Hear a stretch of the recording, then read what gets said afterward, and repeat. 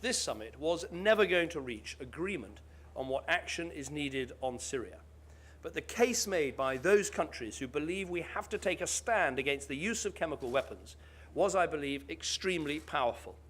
President Obama has set out that case again at this summit, and I will support his efforts to build international support for upholding the international taboo against the use of chemical weapons. Doesn't manage to get both houses of Congress's approval. Do you want him to go ahead anyway? Because we were never going to reach agreement at this summit, I thought it was right to focus on something we could do, building the strongest possible international commitment on humanitarian aid. Inside Syria, 6.8 million are in need of humanitarian assistance. 60% of hospitals, 4,000 schools have been damaged or destroyed. This is the humanitarian crisis the world and our generation faces, and I'm determined that the world takes the action to deal with it. Has the G20 made President Obama's job more difficult? Are military strikes now, in effect, less likely? I believe I was right to take a strong stance on chemical weapons and to take that to the British Parliament. But I also understand and respect what the UK Parliament has said. So Britain will not be part of any military action. Let's take one from the press, just in case we can fix that. From The Guardian. A number of countries make the argument that action is only justified if sanctioned by the UN Security Council or in self-defense.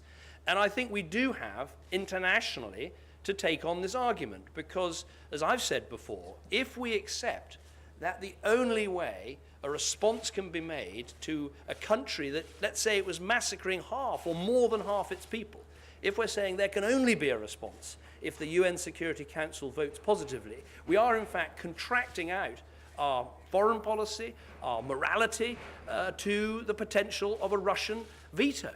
Now, I think that is a very misguided approach.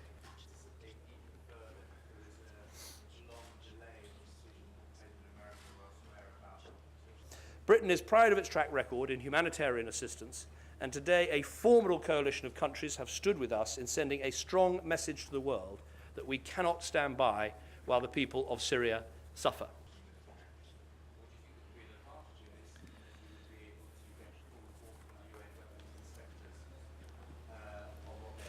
Four million people are struggling to feed themselves, and at the same time, aid convoys simply can't get through to areas that are under siege because of the fighting, and most major routes between large populations are too insecure to use. So this morning I organised a special meeting with the UN Secretary General, the EU, Japan, Turkey, Canada, France, Australia, Italy, Saudi Arabia and America. We agreed to work together through the UN to secure unfettered humanitarian access inside Syria. This includes secure priority humanitarian routes to ensure that the convoys can get through. It includes humanitarian pauses to ensure aid reaches the most war-torn areas of the country and that the sick and the wounded can be evacuated safely. And it includes lifting the bureaucratic obstacles like customs rules, which make it hard for aid workers to deliver that vital relief on the ground.